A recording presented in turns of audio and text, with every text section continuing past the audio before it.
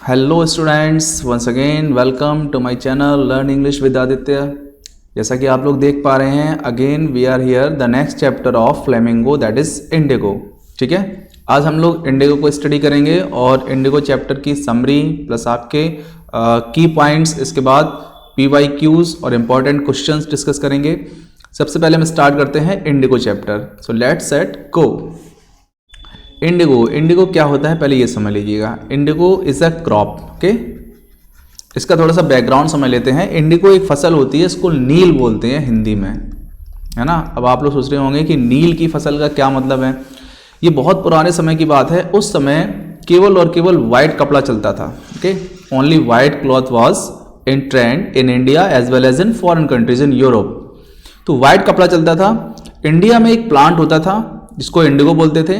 इस प्लांट को सिंथेसाइज करके, इसको प्रोसेस करा के, इसको काफ़ी दिन तक पानी में रखे, इसको भिगोकर पूरा प्रोसेस करके इससे एक कलर निकलता था। इस कलर का नाम ही इंडिगो रख दिया गया, है ना। इंडिगो एक कलर भी होता है, तो इस कलर का नाम इंडिगो रख दिया गया। इसका इंपॉर्टेंस क्यों था? इंपॉर्टेंस ये था कि वो कपड़े जो ब्रिटिशर्स या फिर इंडियन लोग जो व्हाइट कपड़े पहनते थे, उन कपड़ों को सबसे पहले कलर दिया गया इंडिगो। तो जब इंडिगो कलर दिया गया तो कपड़े बड़े अट्रैक्टिव लगने लगे। इन अट्रैक्टिव लगने की वजह से जो ब्रिटिशर्स थे वो यहाँ से इंडिगो ले जाकर अपने यहाँ यूरोप में सेल करते थे। तो ये जो प्रोसेस है ये सब, और ये सेलिंग बहुत कॉस्टली होती थी। यानी इंडिगो प्लांट वहाँ नहीं होता था, यहीं होता था। उस इंडिगो प्लांट से वो इंडिगो निकालते थे, उस कलरिंग को अपने यहाँ यूरोप में ले जाकर कपड़े कलर करते थे और उन कलर्ड क्लॉथ्स को बहुत हाई कॉस्ट पर बेचते थे। ये प्रोसेस चल रहा था। तो उस समय इंडिया में एक क्या सिस्टम बना हुआ था, क्योंकि यहाँ पर ब्रिटिशर्स का रूल था उस समय। तो जो ब्रिटिशर्स थे, उन ब्रिटिशर्स ने एक फाउंडेशन लगा दिया था, एक शेयर क्रॉपिंग सिस्टम स्टार्ट कर दिया था। Share cropping system. Share cropping system क्या था, इसको ध्यान से समझिएगा। शेयर क्रॉपिंग सिस्टम ये था कि फार्मर कोई भी हो, कोई भी किसान हो, जो ब्रिटिशर्स थे, ब्रिटिशर्स की ही सारी जमीन थी। ब्रिटिशर्स, सॉरी स्पेलिंग थोड़ा सा मिस्टेक हो गई है, BRITISHERS। ब्रिटिशर्स की ही जमीन थी। ब्रिटिशर्स अपने अंडर में रखे हुए थे लैंडलॉर्ड्स को, ठीक है, और लैंडलॉर्ड्स अपने अंडर में रखे हुए थे पीजेंट्स को। तो ये रूल था कि जो भी पीजेंट जो भी क्रॉप का प्रोडक्शन करेंगे, उनकी उस जमीन पर 3/20 या फिर 15% क्रॉप जो होगी वो किसकी होगी? इंडिगो की होगी। ठीक है, ध्यान से समझना, ये बड़ा ही कॉम्प्लिकेटेड टॉपिक है। इंडिगो बहुत पॉपुलर थी उस टाइम। जो ब्रिटिशर्स थे उन्होंने ये रूल बना दिया था, फाउंडेशन बना दी थी, लैंडलॉर्ड्स को बोला था। लैंडलॉर्ड्स डायरेक्टली पीजेंट्स को अपने अंडर में रखते थे। तो लैंडलॉर्ड्स ने पीजेंट्स को ये ऑर्डर दिया था कि आप जो भी क्रॉप करो, चाहे आप आलू की क्रॉप करो, चाहे आप कपास करो, कुछ भी करो, उसकी जमीन का 3/20 हिस्सा या फिर 15% भाग आप इंडिगो ही करेंगे। ये मस्त था। और इसके बाद जो इंडिगो की क्रॉप होगी वो आप नहीं रखेंगे, वो पूरी क्रॉप जाएगी लैंडलॉर्ड्स को। लैंडलॉर्ड्स किसको देंगे? ब्रिटिशर्स को, और ब्रिटिशर्स फिर इसको सेल करेंगे जाके। ठीक है, और ये जो लैंडलॉर्ड की क्रॉप थी, इसके लिए आपको जो इंडिगो की क्रॉप थी, इसके लिए आपको कोई भी मतलब अमाउंट नहीं दिया जाएगा कि आप क्या कर रहे हो, बल्कि ये इंडिगो की क्रॉप एज ए टैक्स आपसे ले ली जाएगी, एज ए रेवेन्यू या फिर एज ए टैक्स आपसे ले ली जाएगी। तो ये पूरा प्रोसेस चल रहा था। आई थिंक समझ में आ गया होगा सबको। अब इस सब के दौरान जो क्या था, इस सब के दौरान एक नया सिस्टम स्टार्ट हुआ। जर्मनी में सिंथेटिक इंडिगो बना ली गई। सिंथेटिक मतलब आर्टिफिशियल इंडिगो वहां पर बना ली गई। यानी कि अब कलरिंग के लिए वो इंडिया के ऊपर डिपेंड नहीं थे। आर्टिफिशियल इंडिगो बनाने से अब ये फायदा हो गया कि जो ब्रिटिशर्स थे उनको इंडिया से वहां पर अब इंडिगो नहीं ले जानी पड़ेगी। लेकिन अब चूंकि यहां पर तो उन्होंने बोल दिया था इन किसानों से, तो वो किसान तो बेचारे कर चुके थे, उनके खेतों में ऑलरेडी 15% इंडिगो था, 3/20 एरिया पर इंडिगो था। अब वो इंडिगो लेने से इन्होंने ब्रिटिशर्स ने मना कर दिया। क्यों? क्योंकि इनको अब जर्मनी से इंडिगो मिल रही थी, तो इन लोगों ने मना कर दिया कि अब हम वो इंडिगो नहीं लेंगे। अब किसान बेचारे परेशान थे कि कहाँ जाए उस इंडिगो का वो क्या करें, क्योंकि उनको इतना उसका इंपॉर्टेंस पता नहीं था। तो इस कंडीशन में जो इंडिगो की क्रॉप थी, उनकी पूरी क्रॉप भी खराब हो रही थी, ना तो उस क्रॉप का पैसा मिल रहा था और ब्रिटिशर्स भी उस क्रॉप को लेने से मना कर रहे थे। अब ब्रिटिशर्स ने एक नया स्टंट चला, उन्होंने कहा हम आपकी इस इंडिगो की क्रॉप को ले लेंगे, लेकिन इसके लिए हम आप हमें कुछ अमाउंट देंगे, कुछ कंपेंसेशन देंगे। ठीक है, कंपेंसेशन, हर्जाना, है ना। अब देखो कितने होशियार थे, बेवकूफ़ी देखो, उन्हीं की जमीन है ना, पीजेंट्स की जमीन पर आप इंडिगो करवा रहे हो अपने लिए, उन्होंने कर दी। अब उस इंडिगो को आप लेने से भी मना कर रहे हो, चलो नहीं लो, फिर उस इंडिगो को लेने के लिए पैसे भी उनसे ही मांग रहे हो। तो ये सब पूरा एक बहुत बड़ा ही एक पूरा नेट था, पूरा जाल था फंसाने का। तो इस कंडीशंस में ये बिहार के लोग, चंपारण के लोग जी रहे थे। ये जगह है चंपारण की कहानी है और ये रियल हिस्ट्री है, ध्यान रखना, रियल स्टोरी है ये।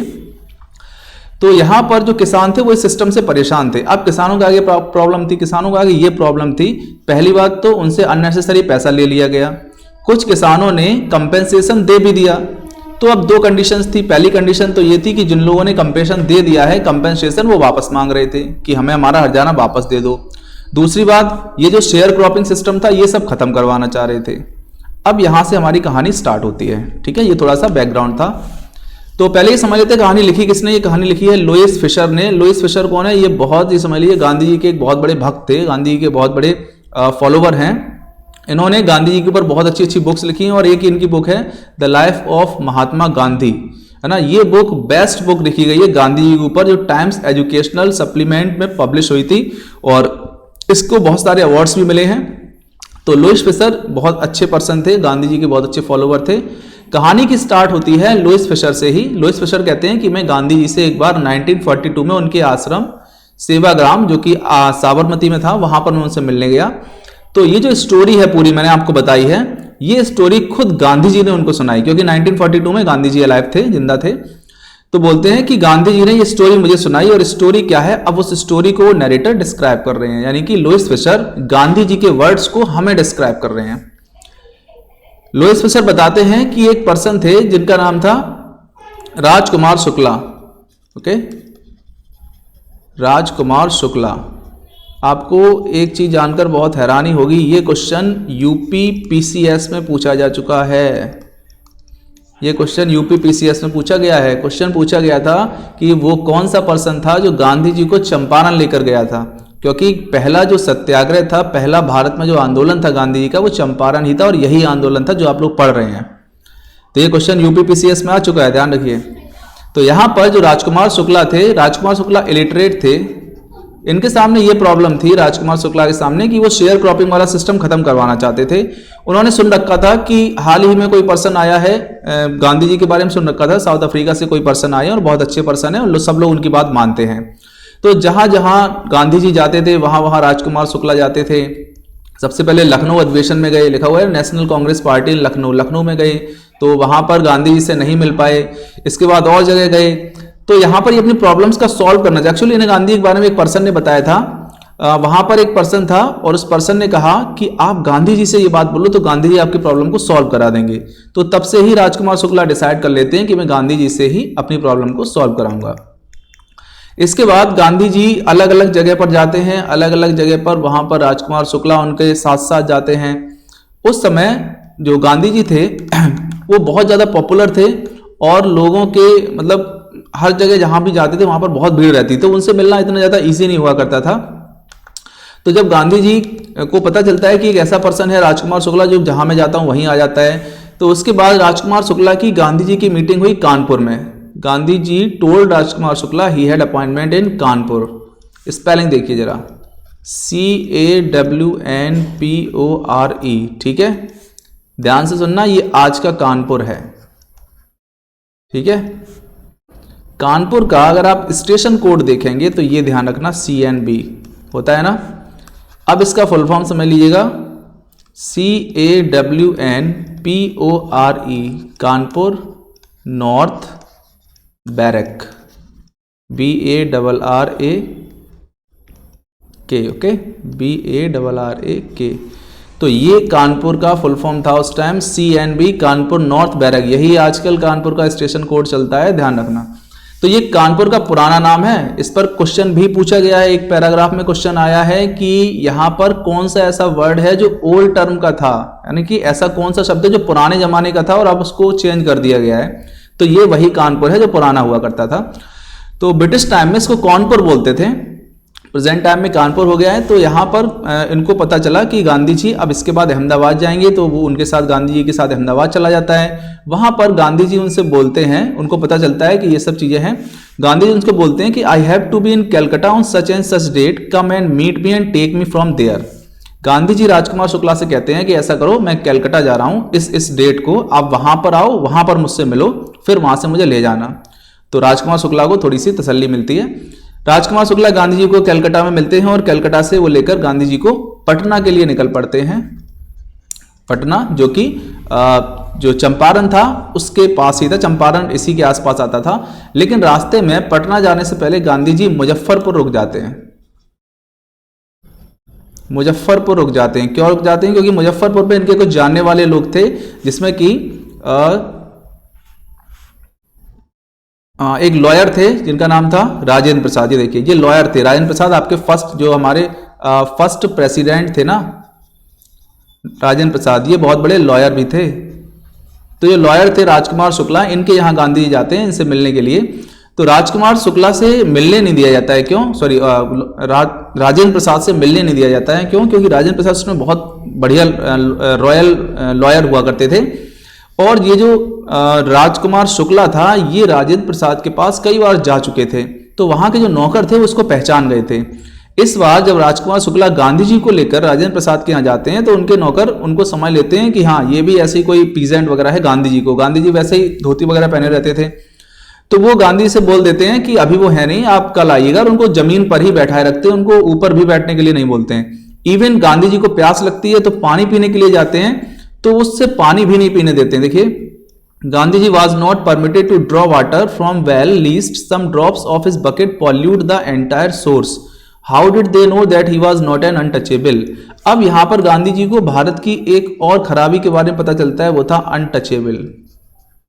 यानी गांधी जी को ये पता चलता है, अच्छा ये भी कोई चीज है अनटचेबल जैसी चीज, यानी कि मेरे छूने से पानी खराब हो जाएगा। तो गांधी जी को ये सब पता चलता है। इसके बाद गांधी जी मुजफ्फरपुर जाते हैं। मुजफ्फरपुर में उनको मिलते हैं जेबी कृपलानी, जिनको वो पहले से जानते थे, ये एक प्रोफेसर थे। और वहां पर मिलते हैं प्रोफेसर मलकानी। इनके यहाँ गांधी जी रुकते हैं, इनके यहाँ स्टे करते हैं। धीरे धीरे गांधी जी सारी इन्फॉर्मेशन को कलेक्ट कर लेते हैं और फिर उनको पता चलता है कि हाँ, ये जो किसानों के साथ हो रहा है ये बहुत गलत हो रहा है। फिर गांधी जी एक डिसीजन लेते हैं कि वो केस को कोर्ट नहीं ले जाएंगे। ठीक है, केस को कोर्ट नहीं ले जाएंगे, यानी कि बाय लॉ इसको सॉल्व नहीं करेंगे। क्यों? क्योंकि सबसे पहली जो उनकी प्रायोरिटी होगी वो होगी फियर खत्म करना। जो पीजेंट्स के अंदर फियर है ब्रिटिशर्स का, उसको खत्म करना उनकी प्रायोरिटी है। तो उस केस को वो आप कोर्ट में नहीं ले जाएंगे, आप पहले अपने स्तर से ही उसको सॉल्व करेंगे। तो डिसाइड किया जाता है कि गांधी जी लोगों को इकट्ठा करेंगे, उनके बारे में इंफॉर्मेशन लेंगे। सारी इंफॉर्मेशन इकट्ठी की जाती है, गांधी जी आ जाते हैं। और इसके बाद फिर तभी गांधी जी को पता चलता है कि पास ही के गांव में किसी एक लो कास्ट के पर्सन के साथ बहुत मिसबिहेवियर हुआ है। तो गांधी जी डिसाइड करते हैं कि हम वहां पर जाएंगे और वहां के लोगों को समझाएंगे। लेकिन रास्ते में गांधी जी को रोक दिया जाता है। सुपरिंटेंडेंट आते हैं, चूंकि ब्रिटिशर्स थे, उनको भी पता लग गया था कि यहाँ पर कोई एक ऐसा पर्सन आया जो लोगों को भड़का रहा है, उनको उकसा रहा है। तो गांधी जी को वहां जाने से रोक दिया जाता है। A report came in a peasant had been maltreated in a nearby place. Gandhiji decided to go and see. The next morning, he started out on the back of elephant. He had not proceeded far when the police superintendent's messenger overlooked him and ordered him to return to town. वही मैंने बताया कि वहां पर उनको पता चलता है कि पास ही के गांव में किसी पर्सन के साथ बहुत मिसबिहेव हुआ है, तो उसके देखने के लिए उसके पास जाते हैं एलिफेंट पर बैठकर। तो वहां पर उनको सुपरिंटेंडेंट का मैसेंजर आकर रोक देता है। गांधी जी क्या करते हैं, गांधी जी जो मैसेंजर एक लेटर लेकर आया था, गांधी जी उस पर साइन करते हैं रेसिट पर और लिख देते हैं ही वुड डिसऑबे द ऑर्डर। ध्यान रखना, यहीं से चला था डिसऑबे, सिविल डिसऑबे मूवमेंट, सिविल डिसऑबीडियंस मूवमेंट, सविनय अवज्ञा आंदोलन जिसको बोला जाता है ना। यानी कि उन्होंने आदेश की अवज्ञा कर दी, उसको डिसओबे कर दिया, उसको नहीं माना। तो ये सविनय अवज्ञा आंदोलन यहाँ स्टार्ट हुआ था। इसके बाद गांधी जी के खिलाफ बहुत सारे केसेस हो जाते हैं, उनके खिलाफ ट्रायल चलती है, मुकदमा लग जाता है। अब चूंकि गांधी जी के बारे में पता नहीं था ब्रिटिशर्स को कि ये साउथ अफ्रीका में क्या करके आए थे, साउथ अफ्रीका में उन्होंने ऐसे कुछ किया था। तो यहाँ पर जो विलेजर्स थे वो सब गांधी जी के सपोर्ट में थे। जब गांधी जी को कोर्ट में ले जाया जाता है तो बाहर बहुत ज़्यादा भीड़ इकट्ठी हो जाती है, और जो ब्रिटिशर्स थे, जो जजेस थे या जो लॉयर्स थे, उनको भी लगने लगता है कि हाँ ये बंदा कुछ ऐसा है, अगर इसको हमने सजा दी तो कुछ भी हो सकता है।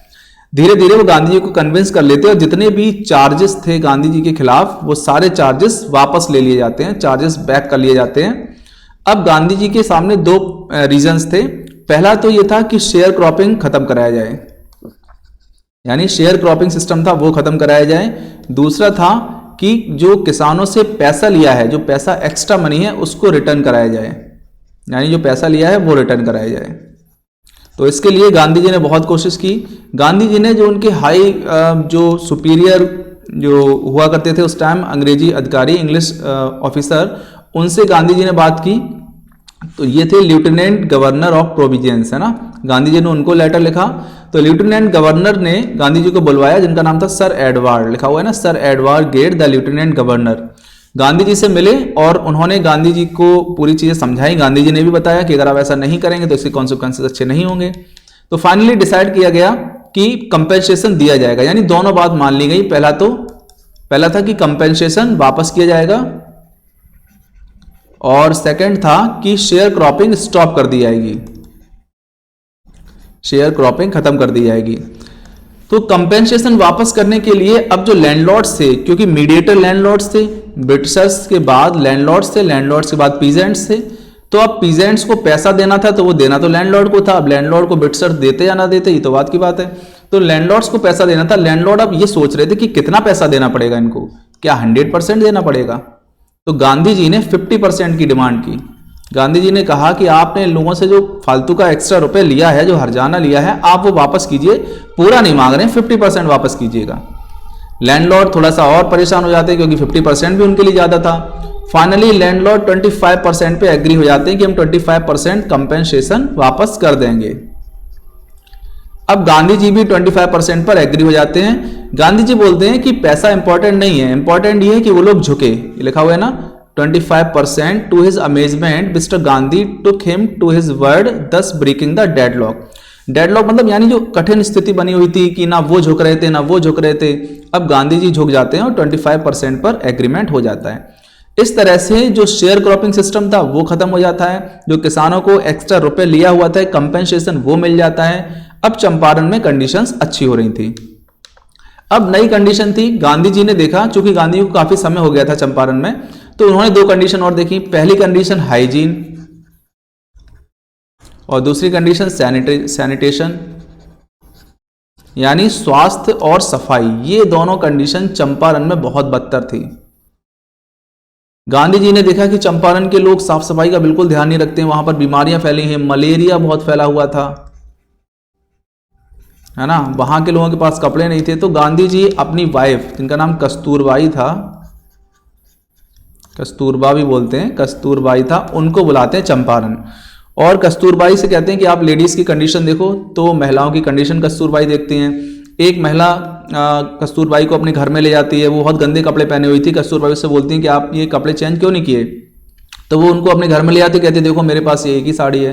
तो ये सब देखकर कस्तूरबाई और परेशान हो जाती हैं। तो वहां पर गांधी जी खादी स्टार्ट करते हैं। खादी यानी कि सेल्फ डिपेंडेंट। वहां के लोगों को गांधी जी खादी बनाना सिखा देते हैं और वो लोग फिर कपड़े बनाने लगते हैं, खादी से अपने लिए कपड़े बना लेते हैं। वहां पर कोई डिसीजेस थी, तो उन डिसीजेस को दूर करने के लिए गांधी जी 3 मेडिसिन फॉर्मूला लाते हैं।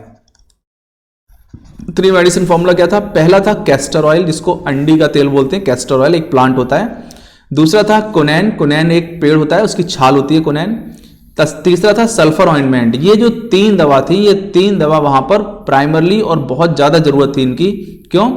क्योंकि anybody who showed A coated टंग, अगर किसी की जीभ में कोटेड, यानी कि अगर फीवर के बाद कोटेड हो जाती थी जीभ और अच्छे से बोल भी नहीं पाते थे, जीभ भारी हो जाती, तो उसको दिया जाता था डोज ऑफ कैस्टर ऑयल। उसको कैस्टर ऑयल देते थे anybody with malaria fever received, अगर किसी को मलेरिया हो जाता था तो देते थे कोनेन और कैस्टरॉल मिलाकर।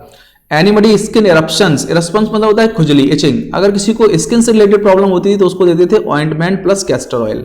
तो ये तीनों जो दवाई थी, तीनों मेडिसिन थी, वहां के लिए बहुत इंपॉर्टेंट थी। गांधी जी ने वहां की जो साफ सफाई थी, जो फिल्दी स्टेट ऑफ वुमेन थी, उनको भी देखा, और वहां पर जो ओपन टैंक्स थे, जो लेट्रिन ओपन टैंक्स थे, उनको भी उन्होंने बंद कराया। यानी सारी चीजें वहां पर जो साफ सफाई वाली थी उसको गांधी जी ने वहां पर बिल्कुल क्लियर कर दिया, बहुत अच्छे से कर दिया।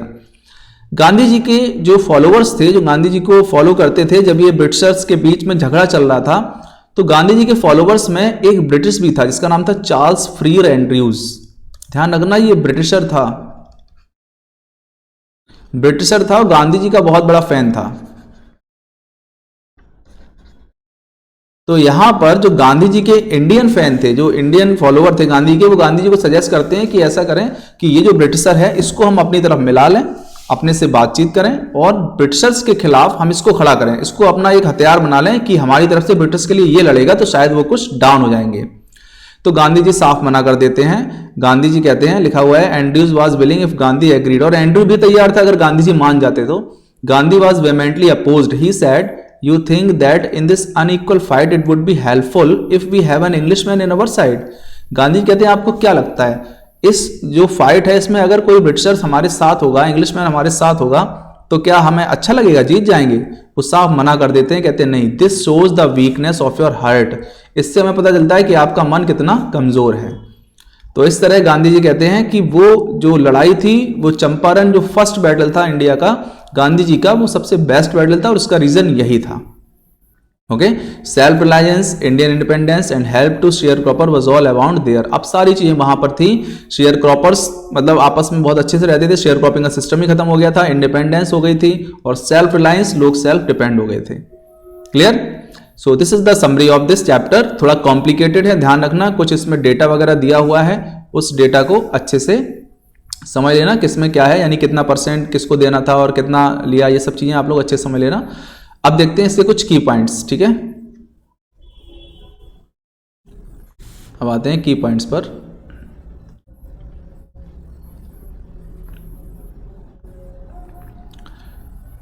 देखिए की पॉइंट्स पे लिखा हुआ है, the story is based on a real incident Mahatma Gandhi life and has been selected from the book. इस बुक का नाम आप ध्यान रखिएगा, has been selected from the book the life of Mahatma Gandhi by Louis Fischer. Okay, Louis Fischer के द्वारा ये book लिखी गई, बहुत फेमस बुक है। नेक्स्ट है, the writer describe the incident that Gandhi ji himself told him when he visited him. जो incident है राइटर डिस्क्राइब करते हैं, ये इंसिडेंट गांधी जी ने खुद इनको बोला था जब ये घूमने गए थे उनके पास 1942 में। Rajkumar Shukla, other peasants of Champaran were not satisfied with the share cropping system created by the Britishers. ठीक है, share cropping system according to which, share cropping system क्या था यहां पर अच्छे समझिएगा। शेयर क्रॉपिंग सिस्टम क्या था? According to which the Britishers force the peasants to plant 3/20 और 15% of their crop with indigo. ठीक है, वही मैंने बताया था कि ये प्लान था कि जो ब्रिटिशर्स फोर्स करते थे पीजेंट्स को कि वो अपनी फसल में 3/20 भाग पर या फिर 15% क्रॉप में इंडिगो ही ग्रो करेंगे, and surrender the entire indigo harvest as a rent और टैक्स, और पूरी इंडिगो सरेंडर कर देंगे लैंडलॉर्ड को टैक्स या रेंट के रूप में। When synthetic indigo was invented by Germany, the landlords made an agreement to pay them compensation for being released the 15% agreement। अब वही मैंने बताया था कि जब इंडिगो जर्मनी में डिलीट कर दी गई तो लैंडलॉर्ड ने यहाँ लेने से मना कर दिया। फिर ये डिसाइड किया गया कि आपको हम वो तो ले लेंगे लेकिन आपको हमें कुछ कंपेंसेशन देना होगा, बदले में हमें कुछ रुपए देना होगा, तब हम वो आपकी जमीन का जो सामान आपने बनाया है वो लेंगे। Rajkumar Shukla followed Gandhiji wherever he went and finally in his ashram Ahmedabad Gandhiji told him to take him from Calcutta। Ahmedabad में मीटिंग हुई थी राजकुमार शुक्ला और गांधी जी की, ध्यान रखेंगे, जहां पर राजकुमार शुक्ला को गांधी जी ने कहा कि वो कलकत्ता से उन्हें पिक कर ले। गांधी जी भी Rajkumar Shukla went to lawyer Rajendra Prasad where he was misunderstood as a downtrodden peasant and was not allowed to drink water from the well। ठीक है, अभी बताया था मैंने, वहां पर उसको एक डाउनट्रॉडन मतलब होता है अंडर कास्ट, एक बहुत पद दलित, एक दलित व्यक्ति समझ लिया जाता है, लो कास्ट का समझ लिया जाता है, और वहां पर उनको पानी भी नहीं पीने दिया जाता है। Before going Champaran Gandhi ji went to Muzaffarpur where, here is misprint, ये वेयर लिखा हुआ है, ठीक है, where he met the professor J B Kripalani and Malkani, वहां पर वो जेबी कृपलानी और मलकानी से मिलते हैं। After getting the whole information Gandhi ji decided not to take the case to court as he wanted to remove the fear of Britishers from the hertz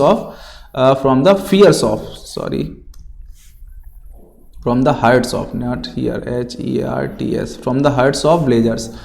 तो वो गांधी जी चाहते थे कि इस केस को कोर्ट ना ले जाया जाए, बल्कि जो किसान हैं उनके दिल से इसका डर निकाल दिया जाए। Gandhi ji moving near by village he was stopped by superintendent's messenger with an official order. Gandhi ji signed the receipt with notice and wrote it he would disobey it and it was called civil disobey movement. Gandhi ji had a huge fan following, so the Britishers cancelled all the charges against him.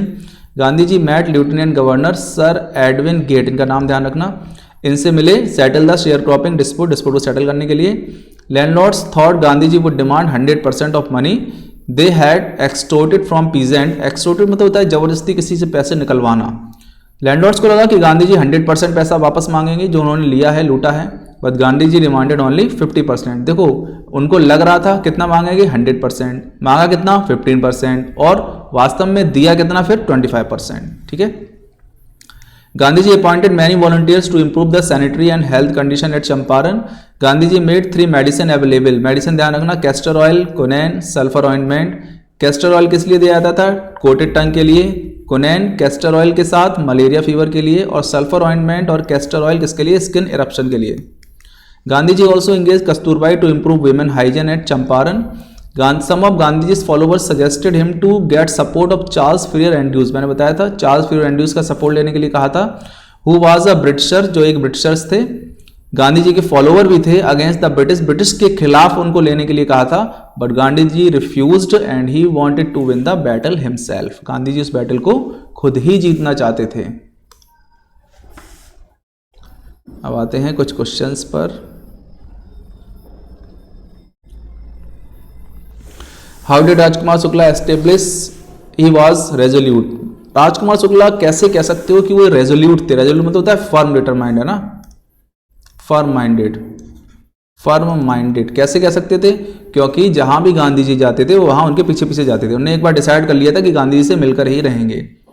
How did Gandhi treated है, Rajendra Prasad house बताया था अभी, उनके साथ mistreat किया गया, है ना, और उनको जमीन पर बैठा दिया गया, पानी भी नहीं पीने दिया गया। What were terms of indigo contract between British landlords and the Indian peasant, पढ़ चुके हम लोग, पूरा शेयर क्रॉपिंग वाला सिस्टम क्या था। Landlord do when they know Germany had developed, मना कर दिया उन्होंने लेने से, उन्हें पता चल गया कि जर्मनी में सिंथेटिक इंडिगो डेवलप कर लिया गया है, तो क्या किया उन्होंने, लेने से मना कर दिया। Why did Gandhi ji meet secretary of British landlord association, how was treated him, उनको कैसे ट्रीट किया गया, उनको अच्छे से ट्रीट किया गया और भरोसा दिलाया गया कि उनकी जो प्रॉब्लम्स है उनको सॉल्व किया जाएगा। Why did Gandhi ji go to Muzaffarpur, क्यों गए, जेबी कृपलानी से और प्रोफेसर मलकानी से मिलने के लिए गए थे। Gandhi ji chide the lawyers of Muzaffarpur, Muzaffarpur के लॉयर से गांधी जी, ये मुजफ्फरपुर लिखा हुआ है बेटा, MUZZAR, मुजफ्फर FARNPUR, ओके। तो मुजफ्फरपुर के लॉयर्स को गांधी जी ने क्यों डांटा, ये एक इंसिडेंट आता है बीच में। एक्चुअल में होता क्या है कि जो लॉयर्स थे वो इन किसानों से फीस ले रहे थे, तो गांधी जी बहुत हड़काते हैं, उनको डांटते हैं कि ये वैसे ही बेचारे मरे हुए हैं, तुम उनसे फीस और ले रहे हो, तो इसलिए उनको डांटते हैं। तो इस तरह से काफ़ी क्वेश्चन हैं, देख लीजिएगा। How was sealed with disobedience won in the first time in India, पता है गांधी जी के द्वारा जीता गया था। हु बाय राजकुमार शुक्ला, ठीक है। Describe the incident related to Motihari, Motihari में वही था जो आगे हाथी पर बैठकर आगे जा रहे थे, that incident was related to Motihari. Gandhi ji's loyalty, ये देखिए, was not only loyalty of abstractions, it was loyalty to living human beings. Why did Gandhi ji continues to stay in Champaran even after indigo share cropping disappeared, बहुत अच्छा question है, इसको आप most important समझ लीजिएगा। Question कर रहा है कि गांधी जी जब चंपारण में जो चंपारण का शेयर क्रॉपिंग इवेंट था वो खत्म हो गया था, फिर भी वहां क्यों रुके रहे थे। मैंने आपको बताया जब खत्म हो गया तो वहाँ के लोगों की जो हाइजीन कंडीशन थी उसके इम्प्रूवमेंट के लिए, वहाँ के लोगों को जो सैनिटाइजेशन था उसको बताने के लिए, वहाँ के लोगों के पास कपड़े नहीं थे तो वहाँ पर उन्होंने खादी का डेवलपमेंट किया। तो यहाँ पर बताया जा रहा है Gandhi ji loyalty was not loyalty of abstractions. Abstractions का मतलब होता है कोई इमेजिनेशन। गांधी जी की लॉयल्टी कोई इमेजिनेटिव नहीं थी, वो लॉयल्टी रियल थी और ह्यूमन बींग्स के लिए ही थी, यानी वो दिखावा नहीं करते थे, एक्चुअल थे। यही वो रीजन था कि चंपारण बैटल जीतने के बाद भी वो वहां पर रुके रहे थे। Okay, Champaran episode was a turning point in Gandhi's life. Elucidate होता है एक्सप्लेन। ठीक है, गांधी के जीवन का एक टर्निंग पॉइंट था, क्योंकि यहीं से सब कुछ चीज़ें चेंज हो गई। गांधी यहाँ से बहुत पॉपुलर हो गए और इसके बाद पूरे देश में सब जगह गांधी जी की डिमांड हो गई। इसके बाद उन्होंने बहुत सारे बैटल लड़े। तो फर्स्ट जो बैटल था 1916 था, battle of Champaran. Why was Gandhi ji against taking from Charles Andrew Freer. Charles Freer Andrews की हेल्प लेने के अगेंस्ट क्यों थे? क्योंकि वो सोचते थे कि ये इंडियन बैटल है, हम हिंदुस्तानियों का बैटल है, हम किसी फॉरनर को इसमें क्यों इंक्लूड करें। Okay, freedom is more important than legal justice for the poor. बिल्कुल सही बात है। गांधी जी ने कहा था कि न्याय है, कानूनी न्याय से ज्यादा स्वतंत्रता है डर से। यानी कि अगर जो फार्मर्स हैं, अगर उनको लीगली जस्टिस मिल भी जाता है और उनके मन में अगर ब्रिटिशर्स के लिए डर भरा भी है, तो वो फ्री नहीं है। तो ऐसी फ्रीडम का कोई वैल्यू नहीं है उनके लिए। तो पहले हमें उनका जो फियर है वो रिमूव करना है, फिर उनको जस्टिस दिलाना है। इसीलिए गांधी जी केस नहीं करते स्टार्टिंग में। Okay, so this was your lesson Indigo. बहुत इंपॉर्टेंट लेसन है, बहुत अच्छा लेसन है, रियल इंसिडेंट पर बेस्ड है, गांधी जी को ऊपर बेस्ड है। तो इस लेसन से रिलेटेड जो भी इंपॉर्टेंट पॉइंट्स थे, जो भी फैक्ट्स थे, वो मैंने सारे कवर अप कर लिए हैं और उम्मीद करेंगे कि आपको ये अच्छे से समझ में आया होगा। अगर फिर भी कोई डाउट है या कुछ आपको समझ में नहीं आ रहा है, कुछ कन्फ्यूज़न है, तो आप इसको कमेंट बॉक्स में लिख सकते हैं। मैं कोशिश करूँगा नेक्स्ट टाइम क्लियर कर दूँ। Okay, so again you will get the PDF of this important question as well as the key points in the Telegram group. Keep on liking, keep on watching the videos, continue देखते रहिए। देखिए, एक दिन में सारा possible नहीं होता है। जैसे जैसे मैं वीडियो अपलोड करता जा रहा हूँ, आप लोग उसको देखते रहिएगा, तो वो आपके दिमाग में कहीं ना कहीं रहेगा। और बाकी एग्जाम से पहले सारे की पॉइंट्स देख लीजिएगा, इंपॉर्टेंट क्वेश्चन देख लीजिएगा। That is sufficient to get good marks. Okay, so that's it for today. I would like to close at this. Thank you having with me and watching this. Thanks.